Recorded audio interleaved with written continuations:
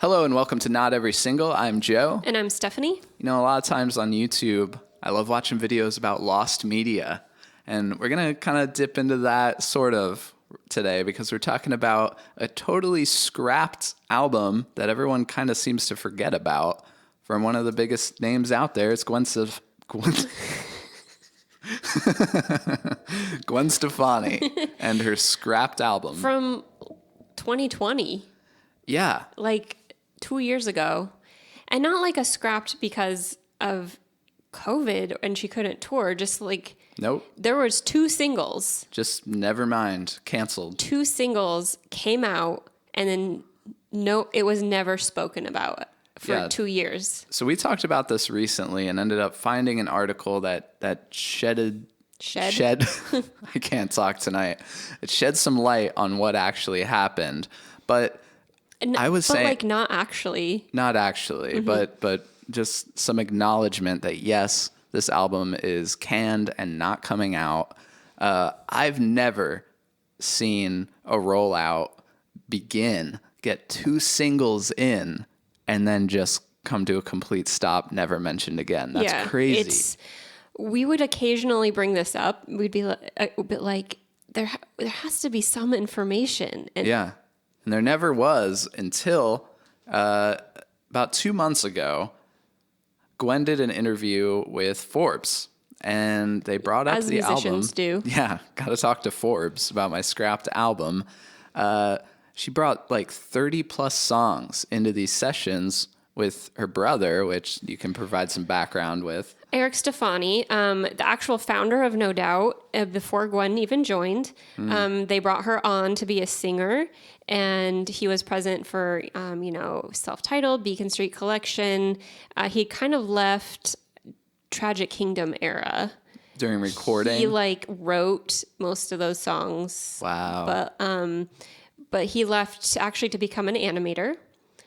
Okay. And I think he didn't really like being on a label and people telling him what to do. Sure. And then No Doubt that album was hugely successful, and the band went on to be also hugely successful without him. And so I believe Tragic Kingdom was like 96. Okay, yeah. Mid-90s. And for the first time, he's back. Maybe should have brought him back for Push and Shove. We don't speak of that one. Don't speak of it? We don't speak. Okay, yeah. So she brings him back into the fold here. Apparently, it's great energy in the studio is what she talks about here. They're all excited about all these songs and working together again.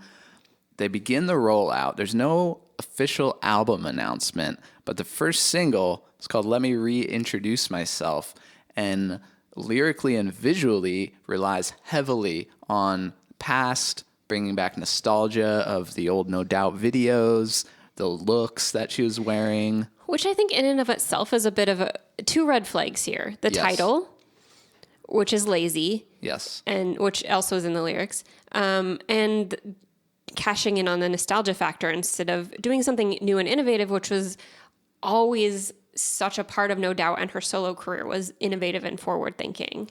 And cashing in on nostalgia of a band that she's no longer even with. If you're going to do that, hey, maybe call up the other 4 members and do it proper instead of I'm wearing the outfit from the Just a Girl video, but this isn't No Doubt, it's Gwen Stefani. That's kind of weird. And she would sing No Doubt songs. Half of her Vegas residency set list was basically a No Doubt show, half of it. Yeah. And when she left the band, it was sort of she just sort of was bye. She didn't. Yeah. I don't know we'll never know exactly what went on, but I don't think any of those guys are happy about what happened. Yeah, I mean, I guess, obvious disclosure here. We don't know these people. We don't know what went on and, how the dynamics are with these people being in a band for so long and spending every waking moment together, how it ended or whatever. But, you get the kind of sense from social media and things you hear here and there that Well, and just the idea of like she finally came back from her solo career. They did that great reunion tour. Saw them on that tour. They were fantastic.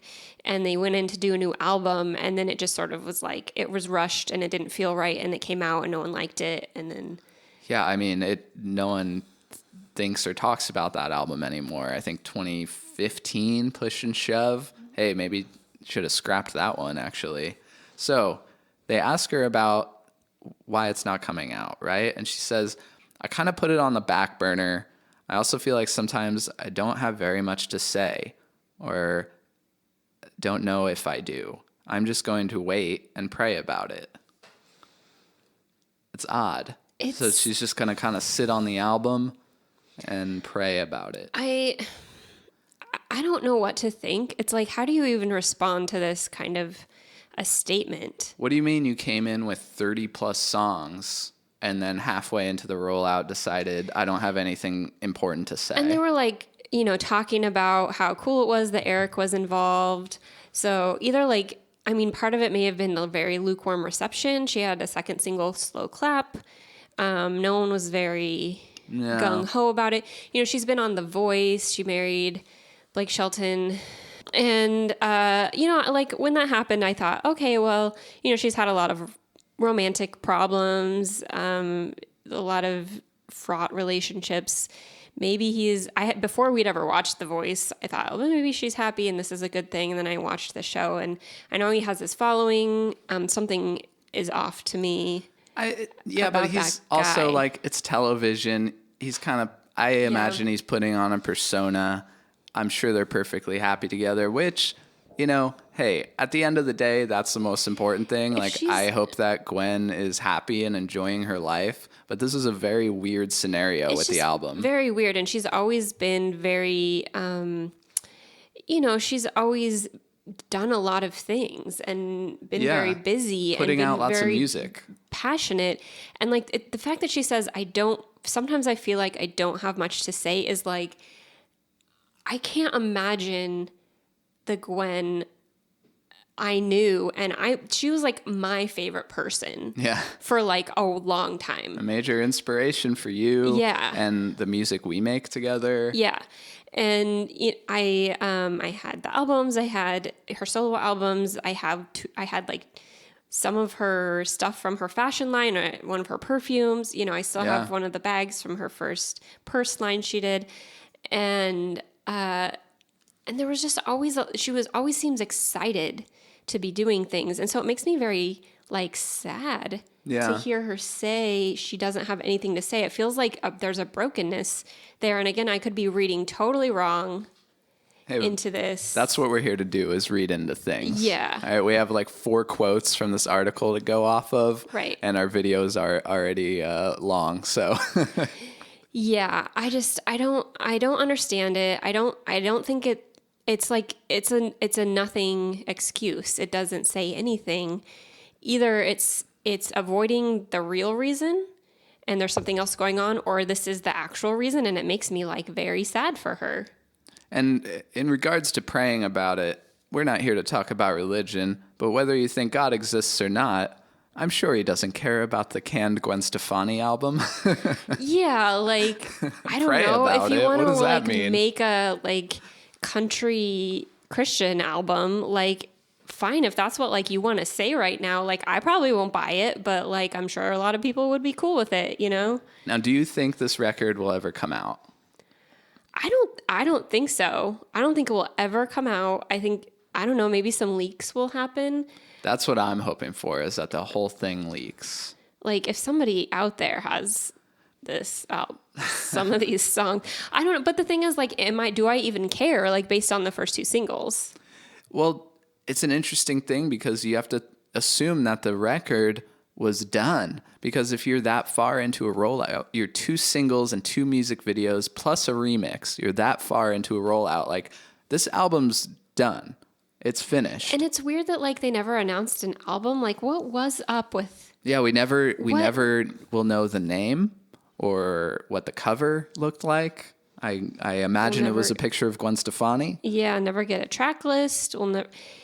And I mean, who knows? Maybe Eric was involved in the scrapping of the album in some way that we don't know. Maybe. I mean, knowing that, he didn't enjoy being on a label, told what to do, and now you have Gwen being such a massive presence in this sort of like pop music television machine. Well, this whole the celebrity couple thing of her and Blake Shelton is its own machine, and it's really overtaken in a really kind of like sad way to me, like her legacy as a very important person in 90s, particularly in 90s female fronted bands. And then, you go on to Rocksteady was its own totally separate thing. She'd already trailblazed. She was already established. But like when No Doubt was doing what they were doing, they had to fight tooth and nail to get any respect. It's crazy to think about the Gwen then and the Gwen now. If you want to hear what the other guys are up to, they had a band called Dream Car with, I believe it might have been with Davey Havoc from AFI. I remember we were kind of excited about it briefly, and then it kind of came out, and we're like, I listened to it like once or twice. I always feel for those guys, though. They're kind of, talk about being left high and dry. They had no control. They couldn't do anything about it. She left to do her solo thing, and you can't replace her. Yeah, and continue on That's as No Doubt. What Dream Car tried to do, like not be the same band again, but like okay, we'll get another singer. Yeah. A lot of those guys have solo projects or like other bands and stuff that they've worked with, and I don't really know what they're up to right now. I'm sure they all have a lot of money, so Yeah, hopefully. I mean, I feel like it must be sad. To not be... Yeah, I would want my band back. Yeah. Yeah, they spent like 25 years being a band together, and that must be a hard thing to let go of and to see someone walk away from in that way. And just become like a completely different kind of person and personality. Well, we could talk all day about this. Yeah, I'll say one more thing. What we've talked about before, which I think is funny. We had that video recently ranting about Smashing Pumpkins. Billy Corgan is very much my Gwen Stefani. Yeah. Like similarly, like being a kid and being like, this is the coolest person, and then like what they've become now. It's very similar. We have that sort of similar trajectory with these people. Yeah.